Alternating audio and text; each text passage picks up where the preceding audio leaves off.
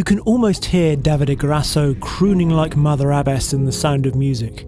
How do you solve a problem like Maserati? How do you catch a cloud and pin it down? How do you find a car that means Maserati? Birdcage Shamal Buran.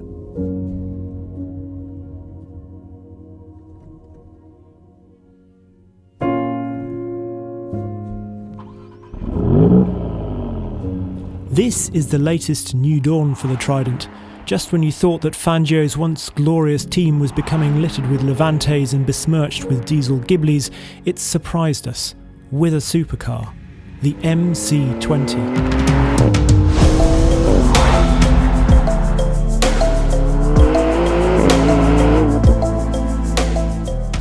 But what sort of supercar is it? It's a little hard to pin down. Let's start with that most mysterious of subjects, aesthetics. The MC20 looks cool, but not flamboyant. I like its restraint, but then I also thought it looked a little generic. If you covered up the badges, then I think it'd be almost looks more like a Jaguar, I think.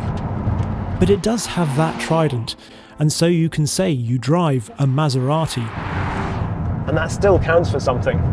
Then, as a riposte to the restraint, there are fabulous details like the perforations in the shape of a stylised Trident badge in the rear screen. And it has dihedral doors, which, well, always add drama. Inside, it's almost even more curious because, well, to be honest, I don't think it feels like a £190,000 car. The steering wheel is clearly lifted straight from an Alfa Romeo, and the plastic stalks feel more Super Mini than Supercar. Having said that, the flip side is that it is very easy to use. They've kept it very minimalist, and actually that's quite nice. The buttons all seem to fall easily to hand, apart from this one down here for the volume control for the infotainment.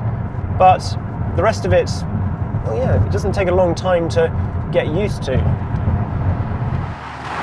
The screen graphics are very simple too. They don't delight, but on the other hand, they're also easy to divine.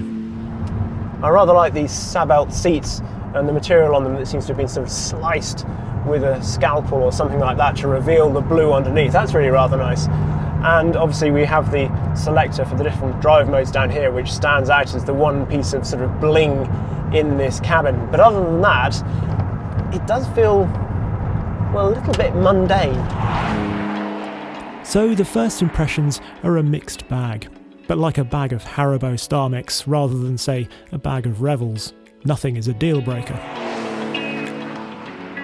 And then you start driving this car, and it automatically starts up in GT mode, and you think, well, this is very refined, but again, it's not very supercar-like in many respects. It certainly rides well.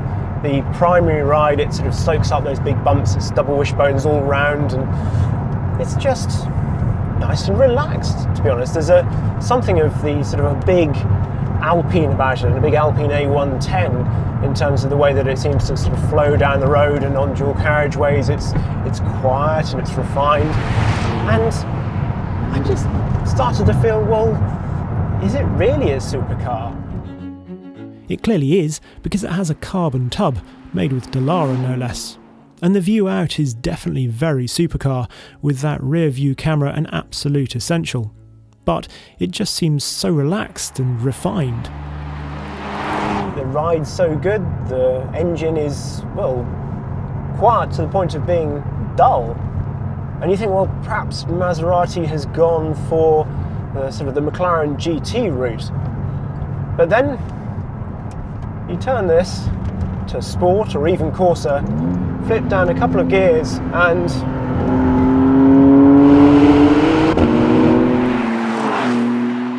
it changes character completely. That engine is savage. 621 brake horsepower, 538 pounds-foot of torque, demonstrably turbocharged, and the whole car just comes alive in a way that you really do not expect.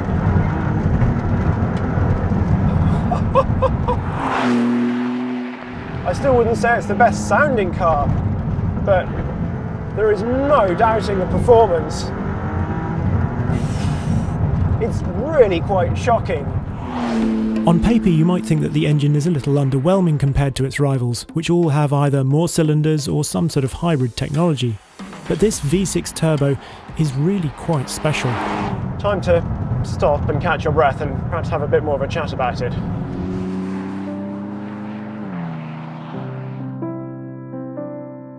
Oh, nice to stretch the legs just for a moment, have a bit of peace and quiet.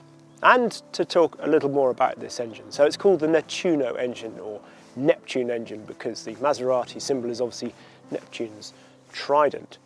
And it was born out of the Giorgio project, which was back in 2015 when they were trying to relaunch Alfa Romeo and Maserati. And it really is quite a complicated engine. There are two spark plugs, it's a twin spark engine, and you've got both port and direct injection. And then you have these pre-chambers with each cylinder. So under normal loads, it will act like a normal engine. It will use one of the second spark plugs down there. But then under high loads, when it draws in the fuel and air mixture, on the compression stroke, they then get forced up into this tiny little pre-chamber, about 1 cc. Then the other spark plug ignites that, and then the flames from that get pushed out into the main chamber, and they ignite the rest of the fuel and air mixture.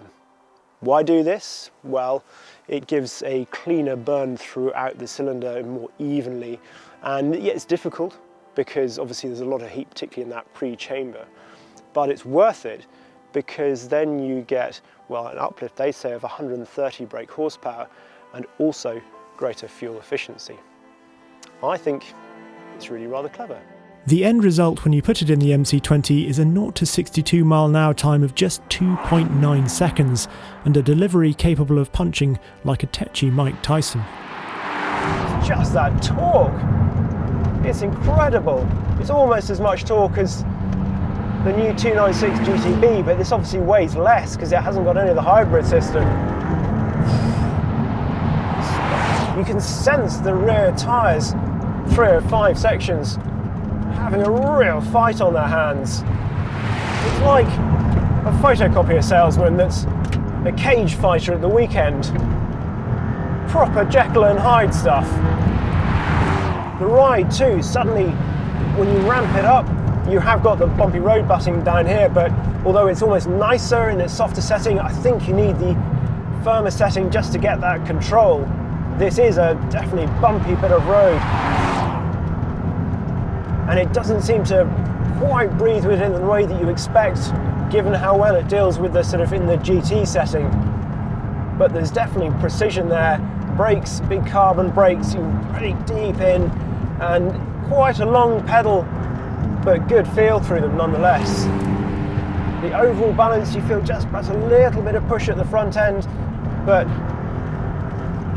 that's quite reassuring given what's going on back there.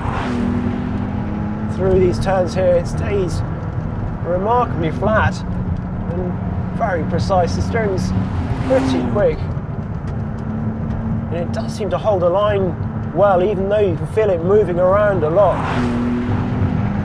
It's not getting deflected, even though it's quite busy. I really enjoyed my time with the MC20, but even after a lengthy drive all the way to the coast, I was still struggling to neatly sum up its character. It's like the sea to which its Nettuno engine and Trident badge link it, capable of a soothing calm one moment and a tumultuous ferocity the next. It's difficult to define. But perhaps if you're trying to find a car that means Maserati, this is it. It's a riddle of a car wrapped inside an enigma of a company. With the MC20, Maserati remains a bit of a mystery. But I quite like that.